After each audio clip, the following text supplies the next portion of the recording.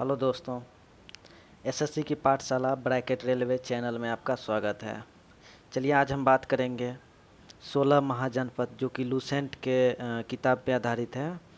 16 महाजनपद के राज्य एवं इसकी राजधानी, वो भी ट्रिक के साथ।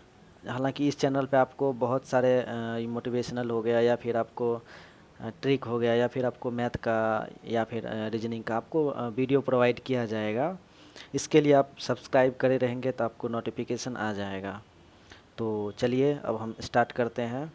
लेकिन हाँ, सब्सक्राइब करना नहीं भूलिएगा, क्योंकि जब तक आप सब्सक्राइब नहीं करेंगे तो आपको नोटिफिकेशन नहीं जाएगा कि मैंने कोई भी वीडियो अपलोड किया या नहीं किया, आपको पता नहीं चलेगा।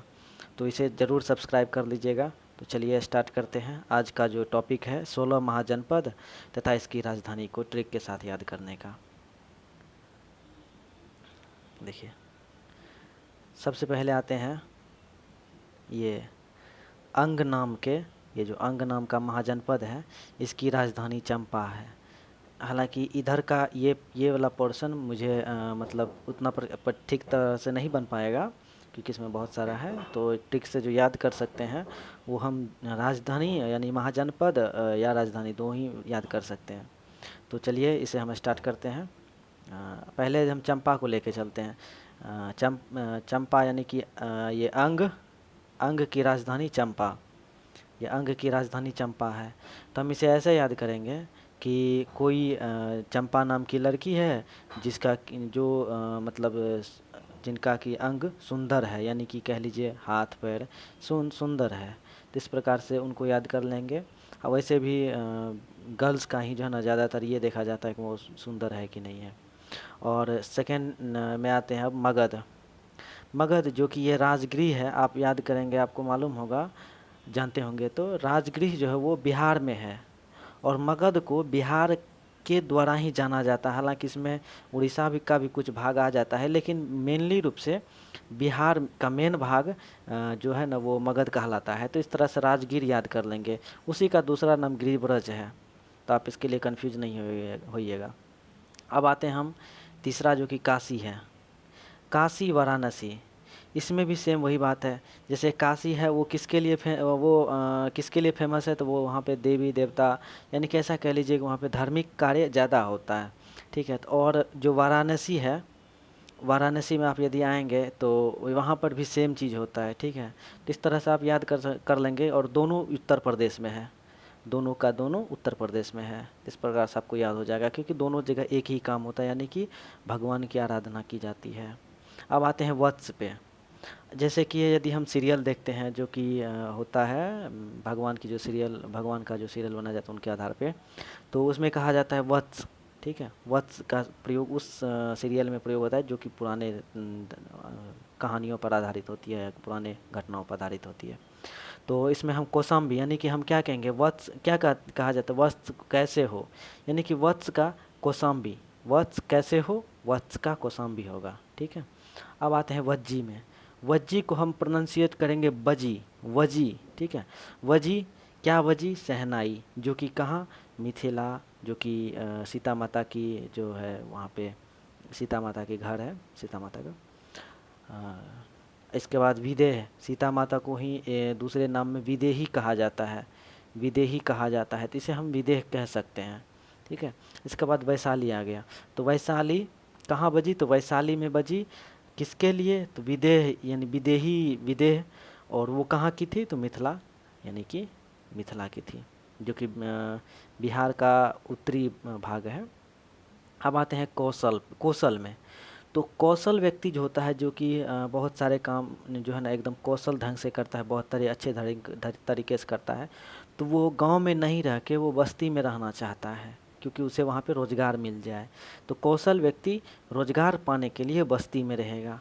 ठीक है। ये याद कर लीजिए कि कौशल बस्ती में रहेगा, क्योंकि वो कौशलधारी है, वो कोई भी काम अच्छी तरीक़ा से कर सकता है।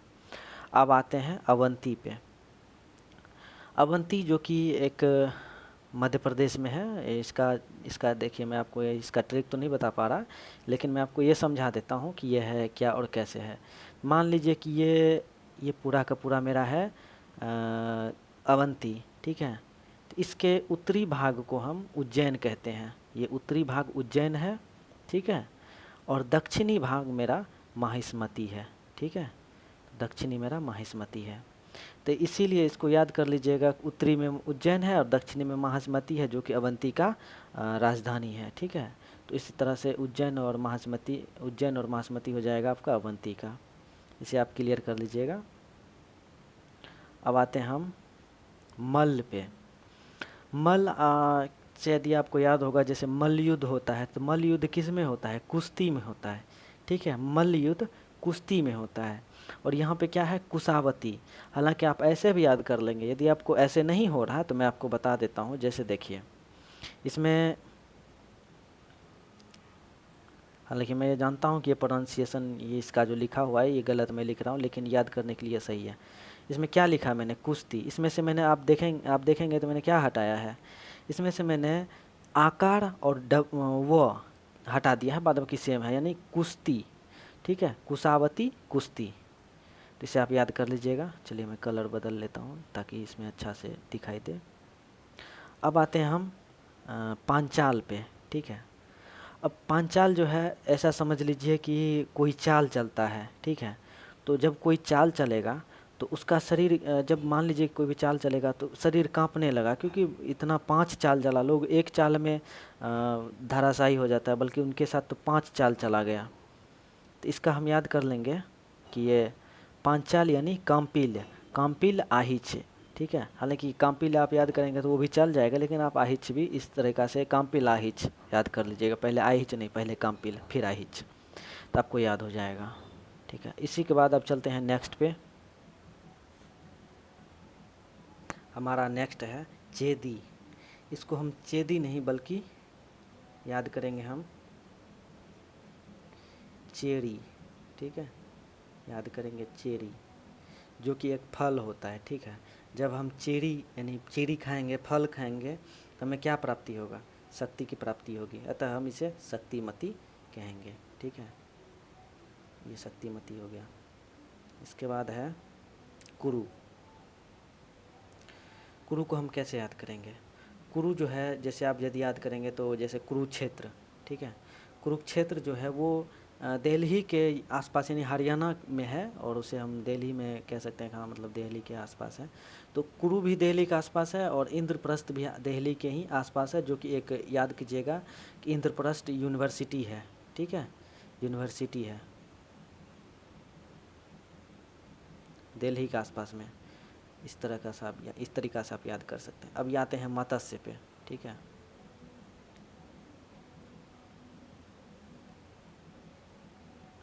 अब आते हैं मत्स्य पे। मत्स्य में देखिए, सबसे बड़ा मत्स्य में जो है, मतलब ये पानी वाले जीव में सबसे मत्स्य जो है वो यानी मछली जो है वो क्या है?